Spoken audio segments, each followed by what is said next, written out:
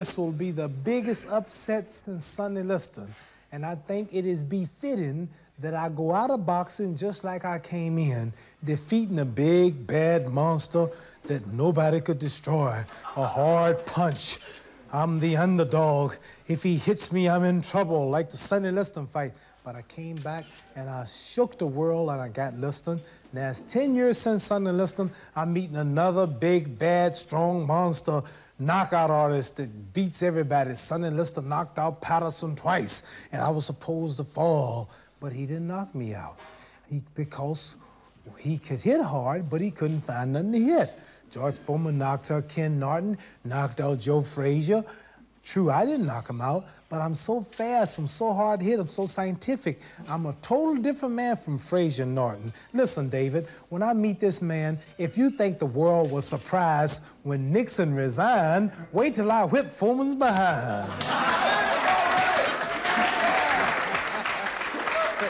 I'm telling you, David, I'm down to 215 pounds. Right now, I said it when 215. I'm fight weight already. I usually train 6 weeks for fight. I've trained 4 months for fight. I'm chopping trees. I've done something special. I've wrestled with an alligator. I've tussled with a... I believe you totally. I believe you completely. I have tussled with a whale. I done handcuffed lightning, throw thunder in jail. Now, you know I'm bad. Only last week, I murdered a rock, injured a stone, hospitalized a brick. I'm so mean, I make medicine sick. Man's in trouble. Listen, George Foreman, people are afraid of George Foreman. They talk about how hard he hits. The world has been deceived. You listen to me now. I've never told you wrong. The man don't hit hard. He knocked Joe Frazier down 6 times. He got up 6 times. Joe King Roman, his Tokyo, Japan fight, the Puerto Rican champion, knocked him down 3 times. He jumped up 3 times. He knocked Ken Norton down 4 times. He jumped up 4 times. When have you ever saw the man say 7, 8, 9, 10, count his man out? When I hit Sonny Liston in the second fight, he stayed out for the count of 10. Zora Foley stayed out for the count of 10. Cleveland Williams stayed out for the count of 10. What few I have knocked out stayed down. Sugar Ray Robinson knocked him out for the count of 30. Joe Louis, Marciana, Jack Dempsey, Jack Johnson, Archie Moore, Ezra Charles, they knock him out cold. So this man has never knocked nobody out cold. He's a bully. He's slow. He has no skill, no footwork. He's awkward. And I have been given him a name. I named Floyd Patterson the Rabbit. I named Sonny Liston the Bear. And he shall be known as officially as the Mummy. The Mummy. And why the Mummy? Because he fights. When he's fighting, if you ever watch him in the ring, he drags like that after his opponent.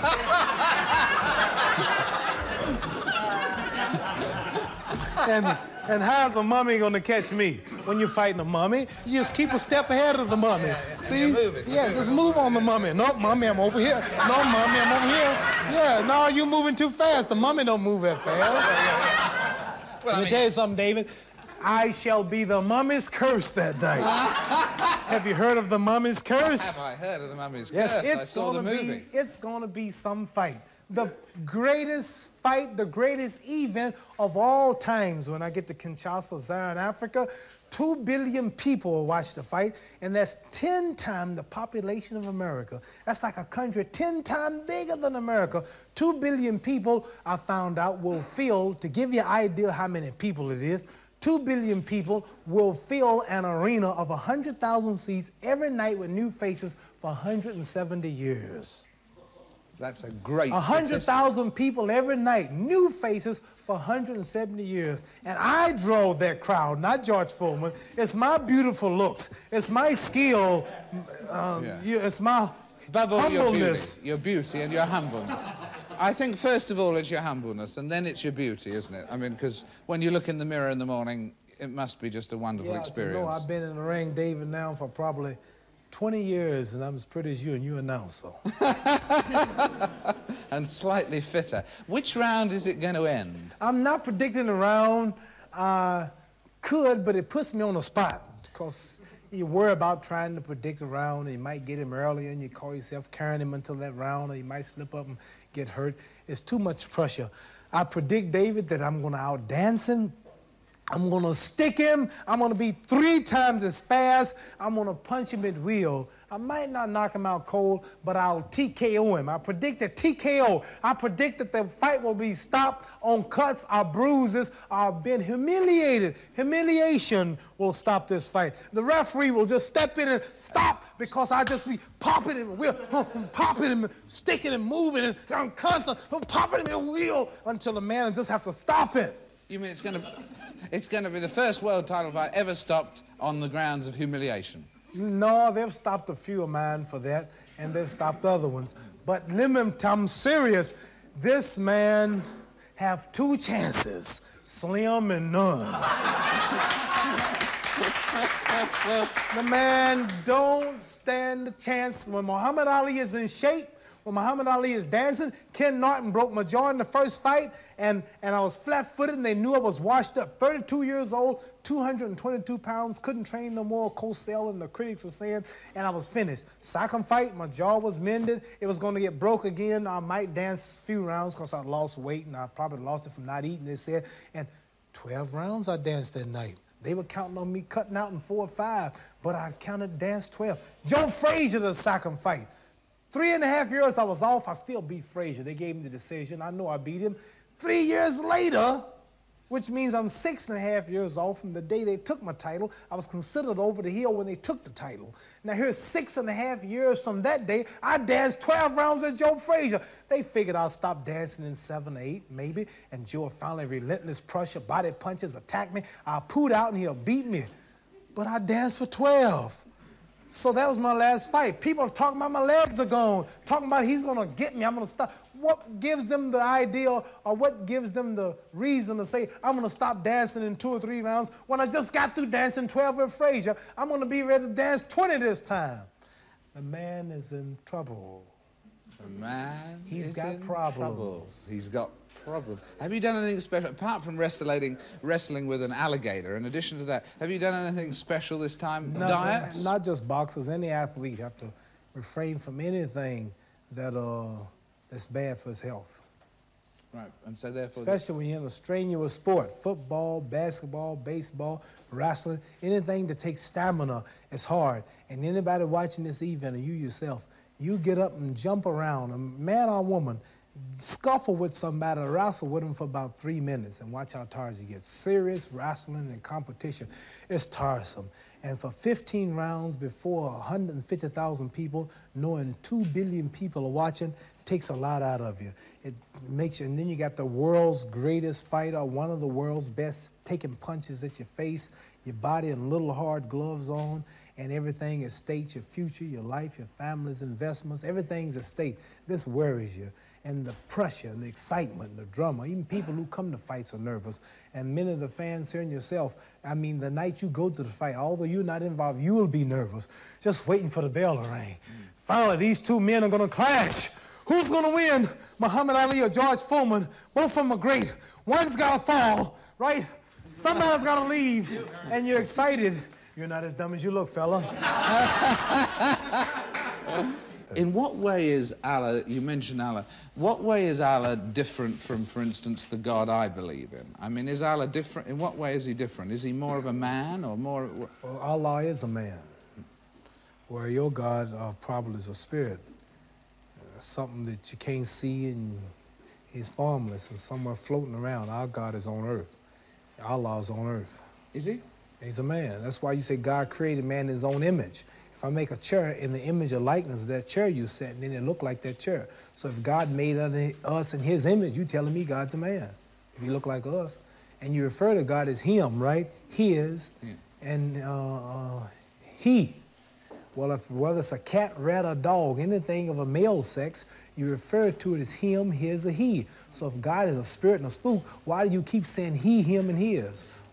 So we teach that God is on earth. He's a supreme being. You are a human being. He's a being too, but he's supreme over the other beings. So if you take even the Christian teaching and check it out scientifically, you keep telling me God's a man. But when I ask you, where is he? Well, he's a spirit, he's the air, he's everywhere. You keep saying he. If God wasn't a man, you would call God it or the thing. So you call God him, he. God's a man. What's greater than a man? If you make God not a man, you make him less than a man. What's greater than a man? Ain't nothing greater than a man. Well, Helen Reddy says we ought to call God she. I mean, could God be a woman? Well, this is real bad to even think like this. I wouldn't even play with God like that. But I wouldn't think on him. I wouldn't answer that question. But I will tell you something once. I heard a fellow wise man say once, he said, God made man in his own image, but man made God in his own likeness. Got that? Man made God in his image, but man turned around and made God in his likeness. Some make him a cow, some make him a statue. This woman want to make God a woman. So God made us in his image. Now who are we to make him the way we want him? He made us, but we're going to turn around and make him. That's silly. Do you pray to your God, to Allah? I pray every morning at 5 o'clock. My clock rings at 4:30. I'm up at 5. I take a shower, and I put my white robe on. I put the towel on the floor, and I face the east towards Mecca. And we say, surely I have turned myself to thee, O Allah, trying to be upright, to him who has originated the heavens and the earth, and I am not of the polytheists. Surely my prayers, my sacrifices, my life, and my death are all for Allah, the Lord of all the worlds. No associates has he. This am I commanded. I am of those who submit. O Allah, thou art the King, thou art my Lord, and I am thine servant. I have been greatly unjust to myself, and I do confess my fault. So please grant me protection against all my fault, for none grants protection against faults but thou. And lead me to the best of morals, for none can turn away from me the worst of morals but thee. And guide me to the best of morals, for none can guide to the best of morals but thee. O Allah, make the Honorable Elijah Muhammad successful, and make the followers of Muhammad successful here in the wilderness of North America, as thou didst make Abraham and the followers of Abraham successful, for surely thou art praised and magnified in thy midst. O Allah, bless Muhammad and bless the followers of Muhammad here in the wilderness of North America, as thou didst bless Abraham and the followers of Abraham, for surely thou art praised and magnified in thy midst. And ain't nothing no beautiful than getting up in the morning, brushing your teeth, washing out your mouth, taking the sin and the evil out that you've gotten from this world, comb your hair, wash the dirt out of your hair, clean your ears, all parts of your body, put a clean white robe on, don't even stand on the dirty floor, stand on the towel, no shoes on, facing the east, asking the originator of the universe to make me better, make me stronger, give me more power. This is done 5 times a day when I can, especially when I go to bed, another bath, another shower, clean my mouth, pray, and at 5 in the morning, this goes on. And when I'm right. Now, I didn't do that for the first Frazier fight, nor the first Norton fight. Really? No, sir. My head got big, and I started thinking it was my training camp and my boxing ability that kept me where I was at, and God punished me, and he gave me a good whooping. He broke my jaw in the second fight, and he got me whooped and knocked down in the Frazier fight, and I realized I wasn't that great after all, so I had to get not only together physically, but spiritually. For this fight, I've prayed every day for 5 days, 5 times a day for the past 4 months, and everything is perfect. And if Allah's with me, it ain't no way no man can win. No way. When I got Allah and Elijah Muhammad, can't no human being win. There's no way.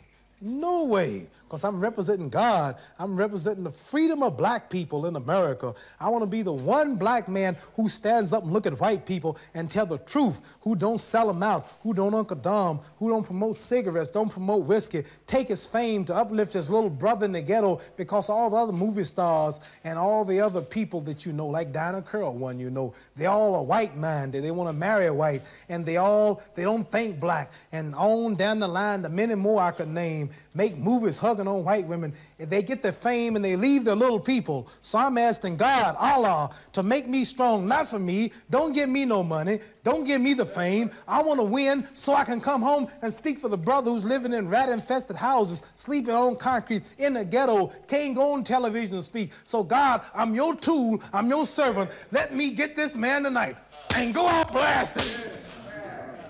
That's the way I think. that is an incredible speech, and what you do for black pride is absolutely incredible. This is the way I feel. Yeah, and what you do for black pride... So I'm not fighting for me. I'm looking at George Foreman. I'm looking at the establishment, the flag waver. If he wins, I'm thinking, which is not true, but if he wins, we're enslaved for 300 more years. If I win, we're free. I'm not Foreman, you know that. President Ford. Yeah. Now I see Foreman. I don't see a black man. I see you. Yeah. I see the White House. I'm not the White House either. I see something white. I don't know what it is.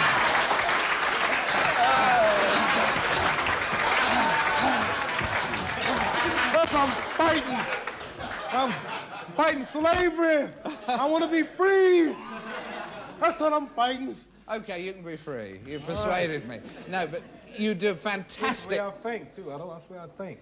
I just don't be fighting. I think I got to get my mind like this, see? I'm bucking so many odds and I'm a bad man, so, you know, too much for me to handle. I got to call on the supreme being to step in, to intervene. Same with the Liston fight. I did a lot of praying. And same with the draft. Same with the Sacker-Norton fight, the Sacker-Frazier fight. Divine power came in. If you watch the last round of Norton, the last round of Frazier, you'll find that if I lost the last round of Frazier in this fight, I would have lost the fight. You found that if I lost the last round of the Norton fight, I lost the fight. Those two fights, I got a supreme power from the supreme being. I start dancing, I start moving, and anybody watch that fight don't know how Muhammad Ali came back in them rounds, because I prayed heaven and relied on Allah, and I danced. I danced. I was sticking and dancing. I was eating Frazier up in that last round. Ken Norton come back after broken jaw, dancing. He was fast, and I was faster. So this fight, I called on everything. Not only my physical ability, but all the supreme being, Allah. I'm working for him. I'm going into this fight as the servant of Allah, who is the teacher of Elijah Muhammad, who's here to free black people and get them something that they can call their own. And that's why I'm going in his name, Elijah Muhammad, and in God's name to take this title to help influence and wake up my people and unite them and clean them up. Nobody else is doing it. Nobody else big is doing it. So this is, to me, is a holy war. This ain't just no fight with George Foreman, but I'm fighting for the freedom and the equality of the black man of America. And I'm fighting the opposer and the Uncle Tom who is out and bent to keep us down. George Foreman win the fight, he might make a movie Hugging a Blonde next week. I don't know what he might do. He might take that fame and lead our people wrong. If I make a movie, I'd have to hug a sister. See? So I have to hug my own. So I'm going in. It's a spiritual. This ain't no fight no more. This ain't no sport no more. As one man have on the New Time magazine called New Time, says, headline, Can Allah Save Ali? They know it's divine too. Can Allah save Ali? But I mean, the thing is that obviously the first thing that's got to happen is that there's black pride, right? And that you are giving black people all over the world a pride and a self-respect that through Allah and so on they've never had before. But what about stage 2 of this? What about stage 2? You were talking about hugging a blonde and so on. What about stage 2 of it? How do blacks and whites, when blacks have their self-respect, how do blacks and whites get together? Because if they don't get together and live together, we ain't got no world. Get together how? Well, how do we live together? How do blacks and whites live together in peace and get together? Well, number one, the black man wants to become independent, and he's got something of his own, then you can respect one another. You can't respect a man always in your house begging. You feeding him, you clothing him, always around you begging. Don't do nothing for himself. America must help the slave to go for himself. And Elijah Muhammad says the only way we can get together is to let the slave live to himself, govern himself, marry himself, rule himself, build for himself, and educate himself on some land of his own.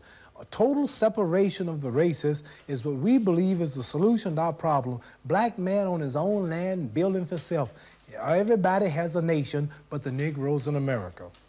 But everybody has a nation. This is a bold statement, but nobody else can say this. Everybody has their own country and land but the Negroes in America. You from England. You don't like it over, you can go back home.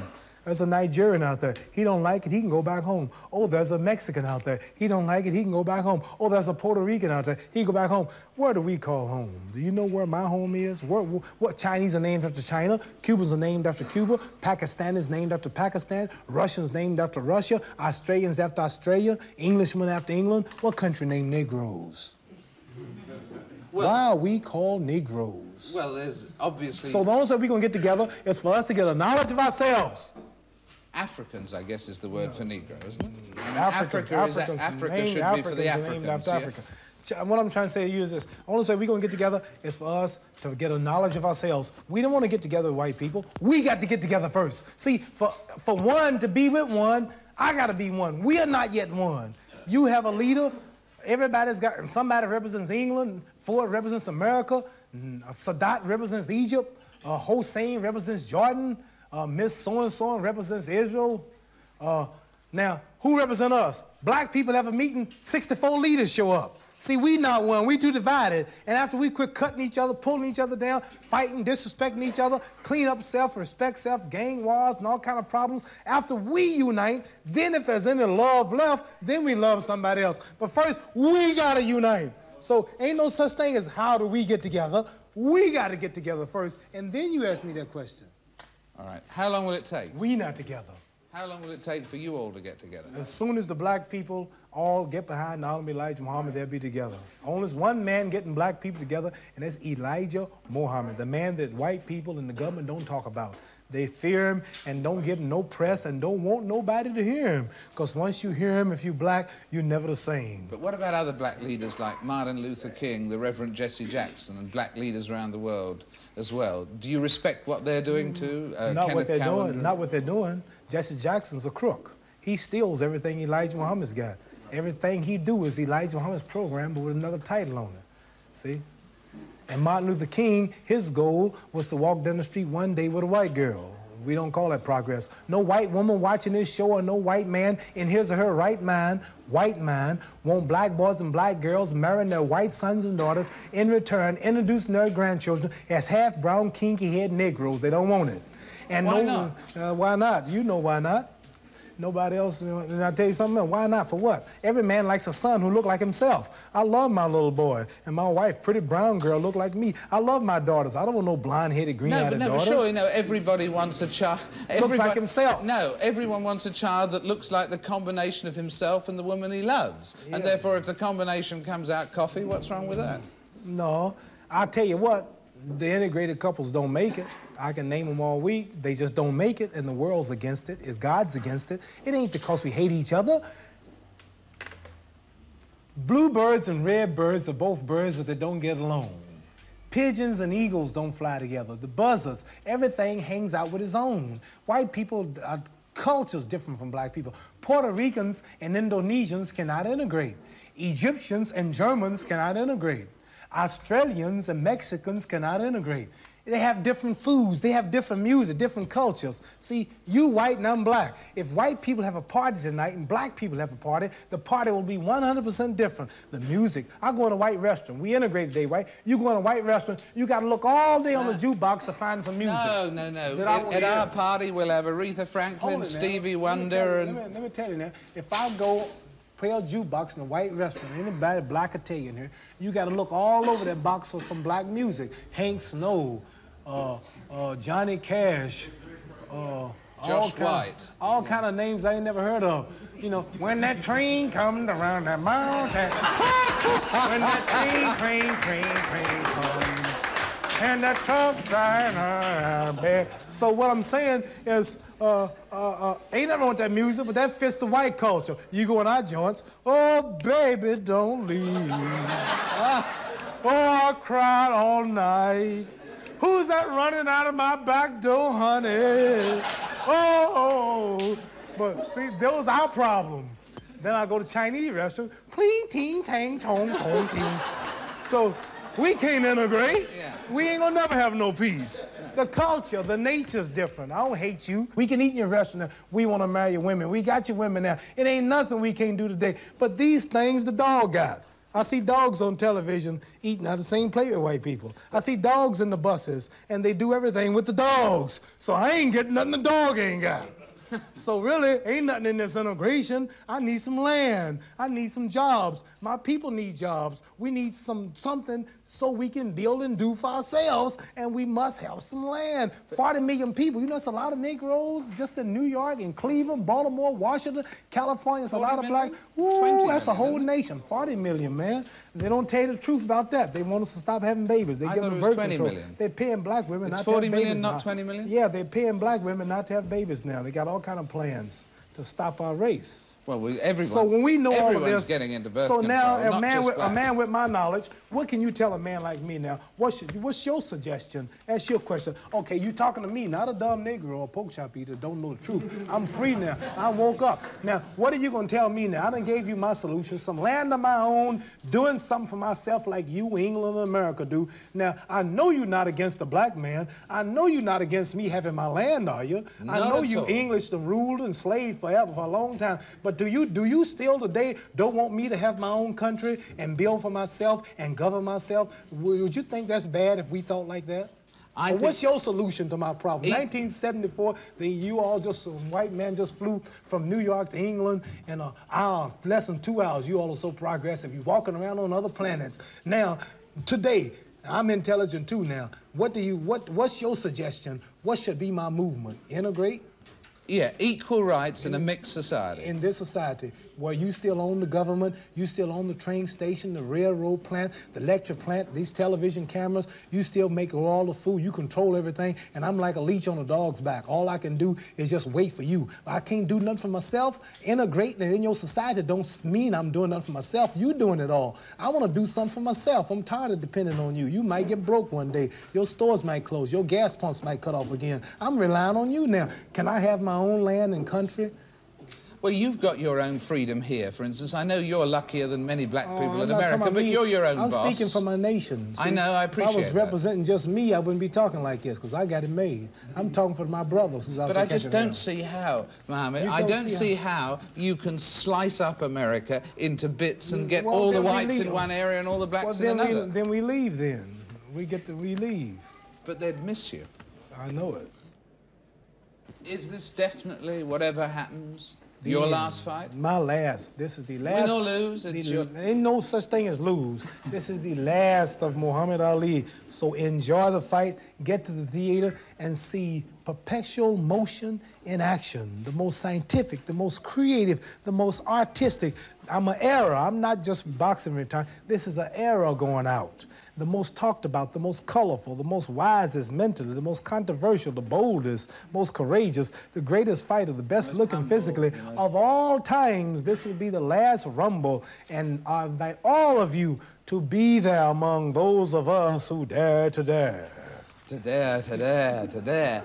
And when one day you die, and you appear before Allah or Allah... We don't die. We don't go nowhere when we die. Islamic teaching different from Christianity. When you die, you're dead. You don't go nowhere. You don't go nowhere? Where you going to go? I prove I don't know where to go. You go dig up some graves that died 200 years ago. I bet you their bones are still there. They don't go nowhere. There ain't no people going nowhere. The dead rise and see the light. That meant the people who were mentally dead, and you look at them one now. I was once a Christian. I was once a clay, a Negro. Before I heard Elijah Muhammad, I couldn't talk to you. I couldn't open my mouth. See, he makes the lame speak, makes the blind see, makes the lame walk, makes the deaf talk. See, and that's Elijah Muhammad. We are those who were dead for 3 days, meaning 300 years. That was a parable. You didn't understand it. Didn't no dead man get up and rise, and ain't no dead man gonna rise. The mentally dead will rise. When I'm dead, that's it. My son will carry on. But you really don't believe that. And once you hear the truth, you don't want no pie up in the sky after you die. You want something sound while you're still around here on the ground.